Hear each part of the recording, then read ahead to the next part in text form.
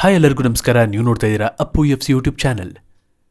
ಈ ಒಂದು ವಿಡಿಯೋದಲ್ಲಿ ನಾವು ನಿಮಗೆ ರವಿ ಬಸ್ರೂರವರು ಪುನೀತ್ ರಾಜ್ಕುಮಾರ್ ಅವರ ಯಾವ ಹಾಡಿಗೆ ಸಾಹಿತ್ಯವನ್ನು ಬರೆದಿದ್ದಾರೆ ಅನ್ನೋದ್ರ ಬಗ್ಗೆ ಮಾಹಿತಿಯನ್ನು ನೀಡ್ತಾ ಇದ್ದೀವಿ. ಮೊದಲನೇದಾಗಿ 2016ರಲ್ಲಿ ಬಂದಂತಹ ಬಿಲಿಂದರ್ ಈ ಒಂದು ಚಿತ್ರದಲ್ಲಿ ರವಿ ಬಸ್ರೂರವರೇ ಆ್ಯಕ್ಟ್ ಮಾಡಿದರು. ಈ ಒಂದು ಚಿತ್ರದ ಚಿಲ್ರೆ ಶೋಕಿ ಅನ್ನೋ ಹಾಡನ್ನು ಅಪ್ಪುರವರು ಹಾಡಿದ್ದಾರೆ. ಹಾಗೂ ಈ ಒಂದು ಹಾಡನ್ನು ಬರೆದಿರೋದು ರವಿ ಬಸ್ರೂರವರೇ ಹಾಗೂ ಮ್ಯೂಸಿಕ್ ಮಾಡಿರೋದು ಕೂಡ ರವಿ ಬಸ್ರೂರವರೇ.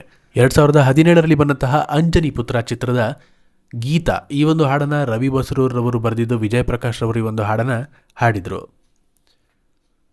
ಇನ್ನು 2019ರಲ್ಲಿ ಬಂದಂತಹ ಗಿರ್ಮಿಟ್ ಚಿತ್ರದ ಧೂಮ್ ರಟ್ಟ ಈ ಒಂದು ಹಾಡನ್ನು ಕೂಡ ಅಪ್ಪುರವರೇ ಹಾಡಿದರು. ಈ ಚಿತ್ರಕ್ಕೂ ಕೂಡ ರವಿ ಬಸ್ರೂರವರ ಸಂಗೀತವಿದ್ದು ಹಾಗೂ ಈ ಒಂದು ಹಾಡನ್ನು ಅವರೇ ಬರೆದಿದ್ದಾರೆ.